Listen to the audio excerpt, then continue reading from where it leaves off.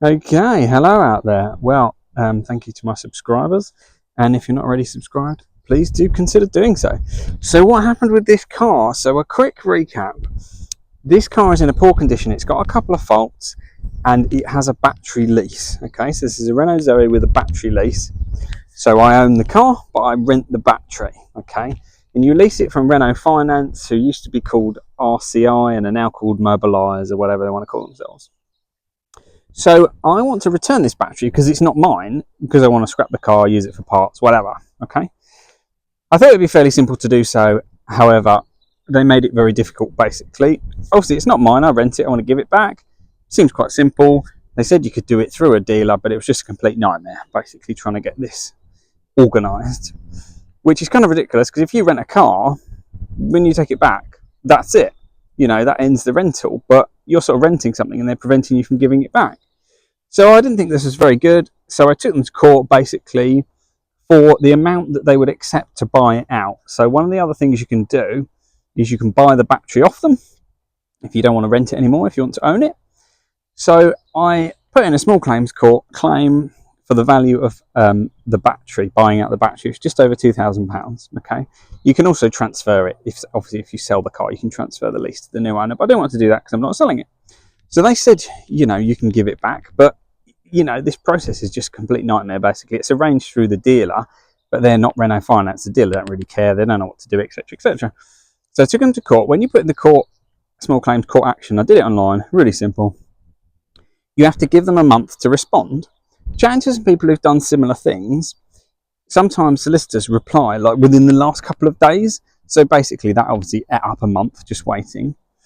And basically, the month came and went, and nothing happened. There was no reply.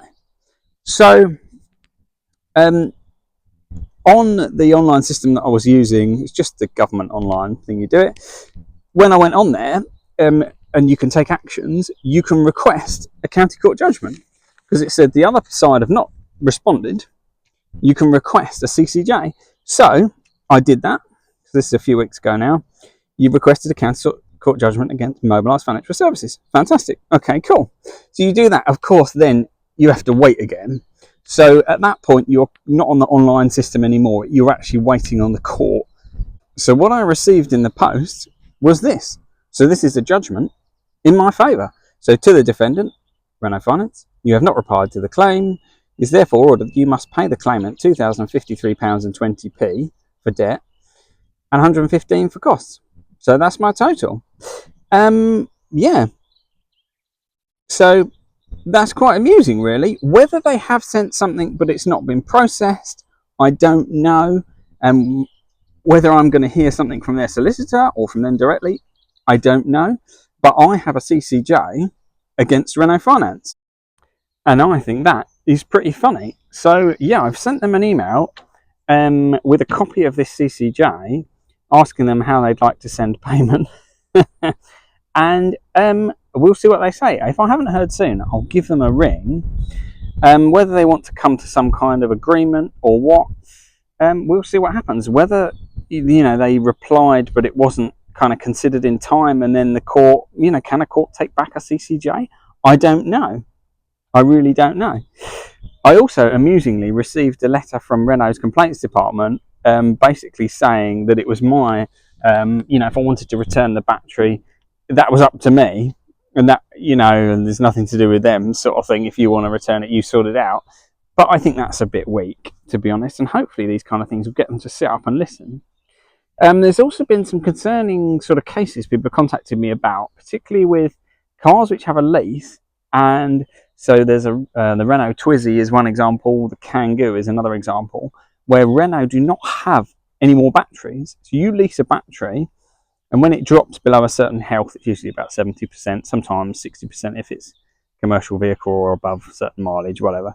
So it drops below whatever the percentage is, and they have a responsibility to then repair or replace that battery. So you take it in and they say, we haven't got one.